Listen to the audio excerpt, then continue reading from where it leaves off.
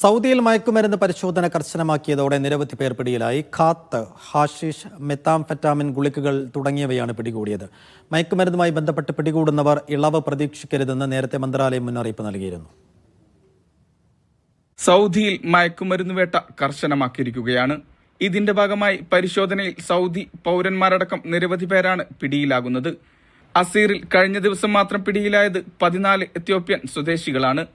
260 kilogram കാത്ത് മയക്കുമരുന്ന് ഇലകൾ കടത്താൻ ശ്രമിക്കുന്നതിനിടെയാണ് വല വീണത്. ബോർഡർ ഗാർഡ് പട്രോളിംഗിനിടെയാണ് അറസ്റ്റ്.